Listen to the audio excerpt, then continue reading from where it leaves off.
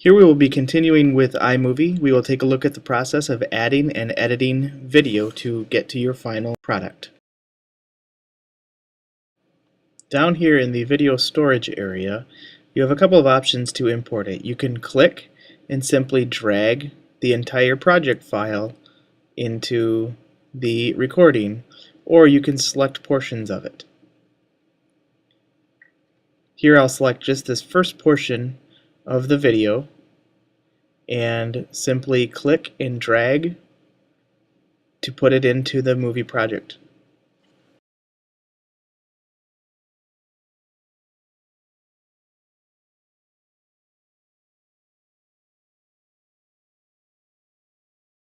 At the bottom right of the editing screen is a very useful tool. This slider allows you to change the amount of video that you see from a half second all the way to the full clip. This is useful and you go down to some very precise editing down to a half second of video at a time. Notice that along this middle row we find all of the tools needed for editing. The first one that we're going to look at is the title tool. It can be used to add titles at the beginning and scrolling credits at the end. To add a title to the beginning, I'm going to select the type of title I want and simply drag it to the front of the video. Notice that I have a green line that'll place it before the video, and here I can choose the type of background that I want to have with my title.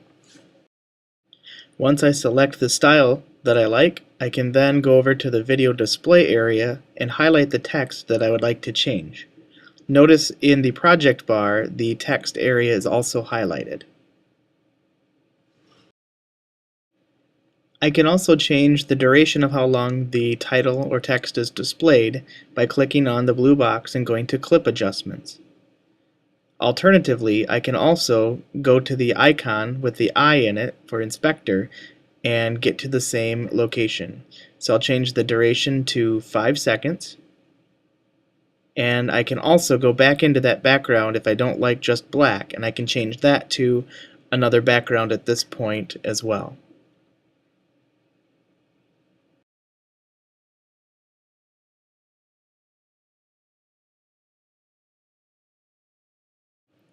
Now that I have a title in place, the next thing I'd like to add is a transition between the title and the video just to make it look a little smoother. So I click on the transition button and can choose the transition I want, and once again I just drag it between the two videos. The default for transition length is 0.5 seconds. I generally like to make it about 2 so we actually notice the change take place. For the overlap, if you put the transitions in as you go, you can maintain clip range. If you try to add them later, it would be best to make the other choice so that the overall length of your project does not change. Click on Done when you're finished, and now we have a transition between our title and our video. The next thing that I'd like to do is add an audio track to my video. So I'm going to click on the little music note icon, and it brings up a list of any songs that I have stored in my iTunes, as well as a few other options. I'm going to add a sound effect from iLife. The program comes with a bunch of sound effects preloaded into it that you can click and choose. Just like other things, we just click on the sound effect that we'd like and drag it into the video. If I would like the sound to display as a background, I just drag it so the whole background turns green. Generally, you want to put your audio clip directly onto the video, and then you can move it around from there. So now I've added my sound of cows mooing, and the next thing is to add a photo. In order for us to use photos with this program, they have to first be loaded into iPhoto. The library in iPhoto will then show up. Before we do that, let's first find a place to put it. I right-click on any section of my video and choose Split Clip. It'll now split that clip in half and give me a place to stick a photo. So I'm going to grab a photo of Yoda and stick that right in between those two video sections, and now I have a photo.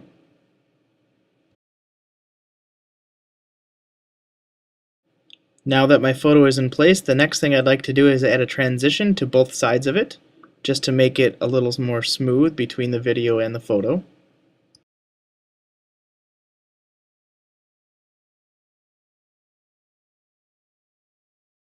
Now that my transitions are in place, we're going to look at the crop button for photos. Notice that it defaults to the Ken Burns effect, and that means you can have the photo start in one spot and then it'll go across the photo and have motion to it to end in a different spot. So I'm going to set my Ken Burns effect so we go from a wider view to Yoda's face. And then when I'm all done, I'll click the blue Done button up in the right corner of the video display area. The last thing that I'm going to do here is adjust the length of my video to about 3 seconds.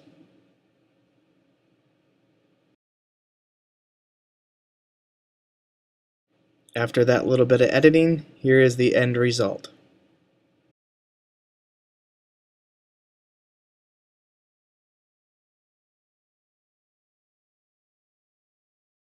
The next thing that we're going to add to this is a voiceover, very useful in creating projects in class. So I click on the microphone icon. Notice it brings me up a dialog box with microphone, and then all that I have to do is click on the part of the video that I want to start recording, and it'll hit record. To stop the recording, you can either click again or hit the space bar. Just like cropping a photo, videos also have a crop effect, and it seems to default to having the video cropped. I generally like to have the video fit to frame so that we see everything that's in the video. Notice that if I mouse over an icon, the title of what that icon does displays. The last thing that I'm doing here is adding chapter markers to my video.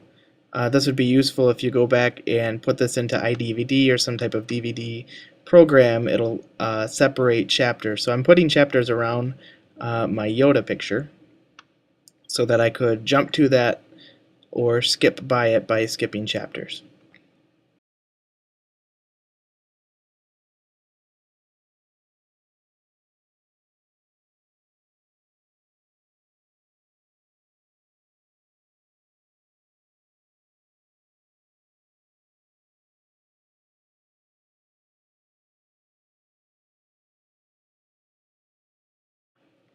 Notice that I've been editing this video in scroll view. If I click on this button up here, it can go to a little bit different view, but I find the scroll view is a little bit easier to use and to keep things arranged.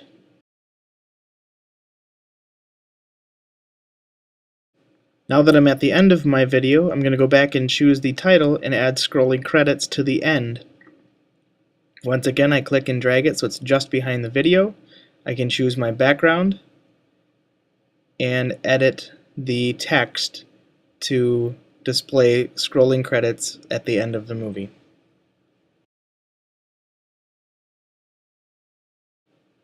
And with the finish of my scrolling credits, this brings us to the end of the editing phase of iMovie.